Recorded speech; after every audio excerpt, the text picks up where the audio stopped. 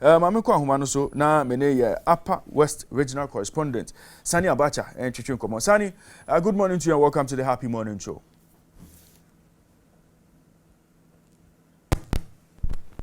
Sani, okay, as Sani Ahumano Enyan. Okay, Sani, can you hear me? Yes, sir. Good morning to you and welcome to the Happy Morning Show. Good morning and welcome to the Upper West Region as well. Very well, very well. Can you bring us up to speed with the development as at now? Are the schools in the Upper West Region currently, do they have enough food supply as we speak? Well, your question is so big that I don't think, if we say enough, I'm not sure they will have enough at any given point.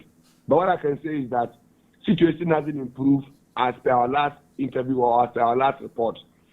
The foodstuffs are still on their way. In fact, that's the best I can describe, because what I know is that when I spoke to some teachers outside the cameras and then recording platforms, they admitted that they have been giving news that the food is on its way.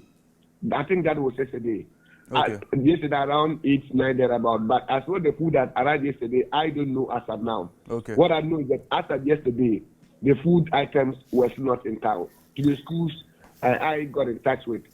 And fortunately for me, if the food were to come in town, I'm sure my colleague media guys would have covered it, and I would have been told that the food is in and that it's going to school A, B, or C. I have not heard that. I have not seen any reportage of that. And like I said, those schools I have been to, the food items were not in as of yesterday. So since Monday when we had our conversation, I think it was Tuesday, after the Ministry of Education promised that the schools will receive their supplies on Tuesday, you can confirm that as at yesterday, the food supplies have not reached the schools in the Upper West Region. Yes, like I said, those schools I have been to, they have not. They have not. And you also realize that the PR of the of GES, and then I think of Israel Buffer Stock also spoke to the press, and that they were told that the food items are being packaged, and the ones that are being packaged will be transported across. The deadline, that to me, maybe is to buy time and then settle things, but as of now, today I'm going to some schools again. When I get there and then the food items arrive, certainly I will give feedback to Ike and you update you accordingly. But as of now, the schools I have been to, food items were not there. Now, the deadline Charles gave was July 15 for the supplies to arrive. Now, in the event where the food supplies don't come in before tomorrow, will the head teachers go ahead and close down the schools? I think that what they said wasn't a threat. What they said wasn't just a normal arrangement of words to threaten anybody. It was a clear picture. The food store, in fact, what has been stored for the kids or for the students have been completely swept ashore.